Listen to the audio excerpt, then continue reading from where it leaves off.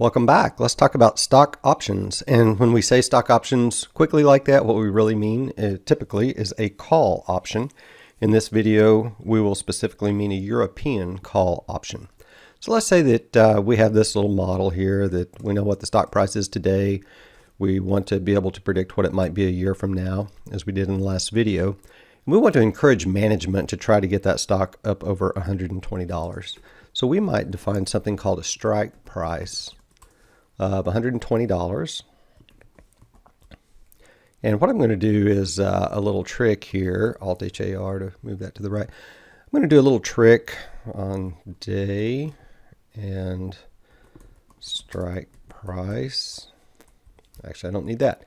So from 0 to 252, I'm going to use the same stock price, copy paste. And if I will copy those, Control C, click my chart, do an Alt H for home, V for paste, S for special, then this little window comes up, paste special. And I keep telling you we haven't really gotten deep into charts yet, but this is how we would add a second series to a chart. And this little trick of going from the minimum day to the maximum day and using the same price, I'm looking just to get a line out here called strike price. And so I'm pasting a new series and my data is in columns. I do have the names in the first row, and actually the categories, the X values, are 0 and 252 are in the first column. So I'm going to check that box. And I'm going to say OK. And now I see the strike price on my chart. And that's just a visual for you guys. So remember, we are the board of directors trying to encourage this management team to get the stock price up over 120. And so in this iteration, they didn't quite make it. So I'm going to hit F9 again to recalculate the whole thing. In this iteration, they didn't make it. In this iteration, they didn't. Maybe my strike price was a little bit too high.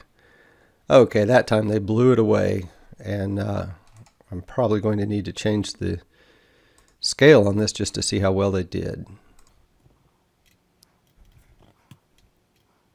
Okay, so they got the stock price up over 170, looks like about 175 bucks in, well, let's see exactly what it was. It was 174.42 was the last number in that column E.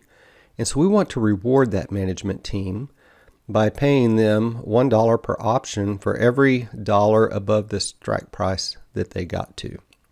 So on those times when they didn't get the stock price up over 120, we don't want to penalize them for that and make them pay us. But on the times when they do make it, we want to reward them with that price.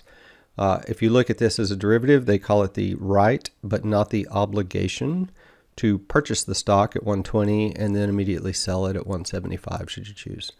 And so that's how stock options work. Shameless plug for the derivatives class. It's a wonderful class. I recommend you take it. Wish we could get deeper into it here. But right now, let's press ahead in valuing this option. So we've told our management team that they get X number of options that have a strike price of 120. And therefore, if at the end of the first year, the stock price is above 120, they essentially get the excess per option. So I'm going to insert a column right here with Control-Shift+, and I'm going to add another thing to our table, and it would be the option payoff. So I went through that other pretty quickly. Let's go through it in a bit more detail. And so if at the end of the year the stock price is at $84, then management gets nothing. I'm going to hit F9. If at the end of the year it's $245.76, then the management team gets $125.76. And so I think the math for that would work out to be they would get the greater of 0, because we don't want it to ever be negative, or the ending price minus the strike price. And so this year they barely beat it by 22 cents. So however many options we gave them are each worth 22 cents. If I hit F9 again, they didn't make it. So they didn't lose anything, but they didn't make anything. Hit F9 again and again. Okay, this time they got the stock price up pretty nicely. They got it up to $162 almost. And so for each option they had, they would get paid $41.88. And so if you're an executive with some options and you're thinking about leaving, you would like to know how much money you're leaving on the table. Or if you're a part of this board of directors offering this incentive, you'd like to know how much is that going to cost the company on average. So let's extend our data table to pick up this cell, this option payoff. So Alt HJ output, and we'll come over here, select all the colored cells, only the colored cells, Alt A, W, T, tab, and the input cells go here. Okay, so I'm going to hit F9 to get this thing started.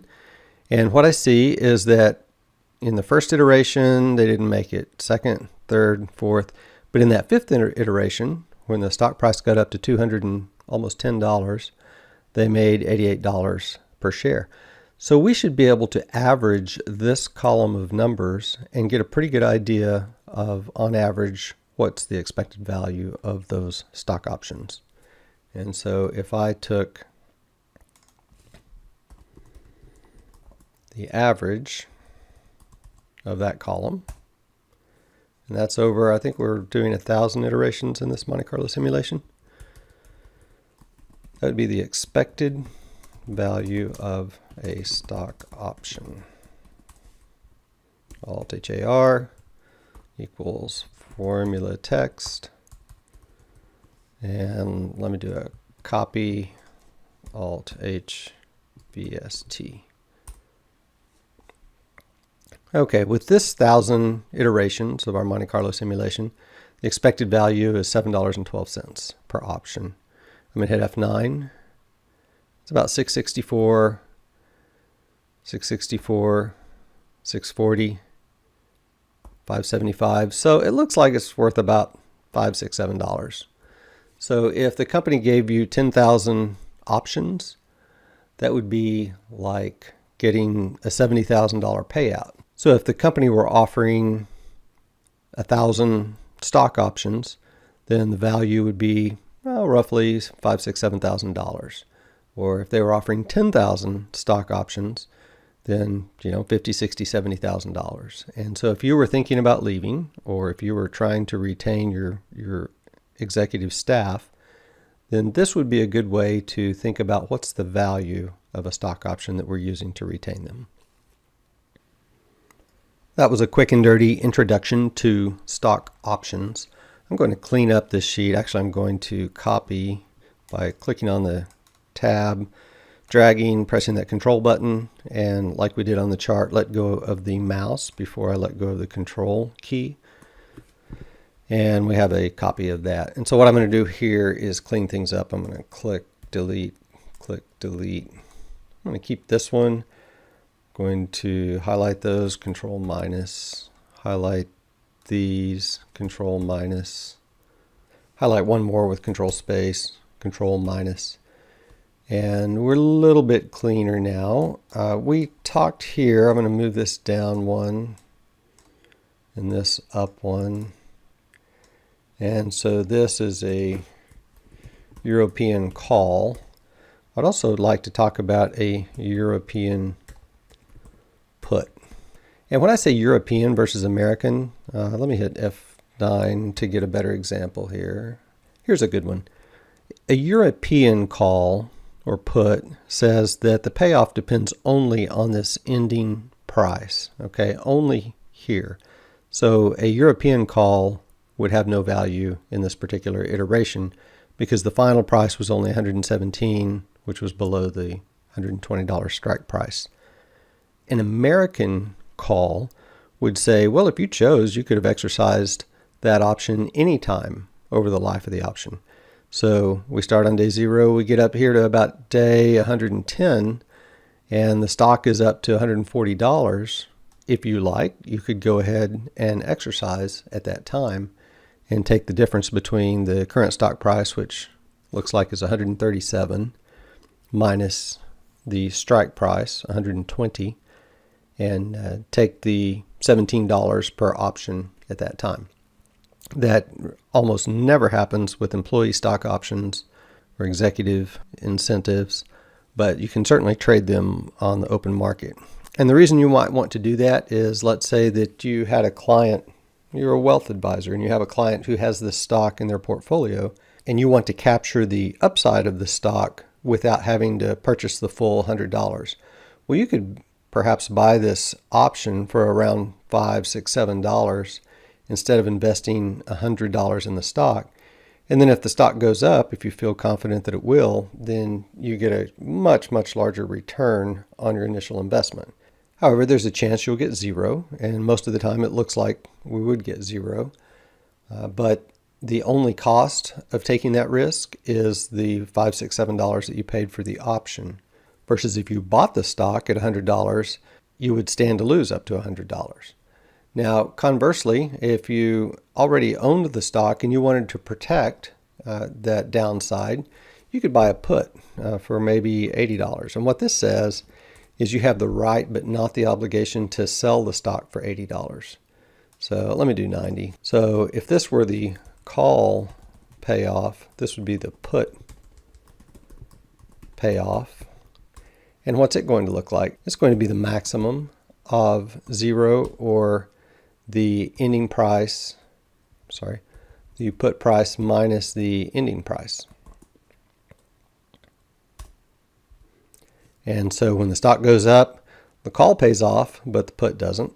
If I hit F9 again, when the stock goes down to 68, then the call isn't worth anything, but the put is. And let's get that strike price for the put on the chart here in a moment.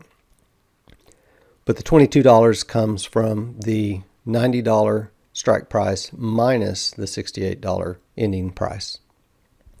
So I'm going to copy, Alt H, VST for format. Going to rebuild this table. An Alt A, WT, tab, click.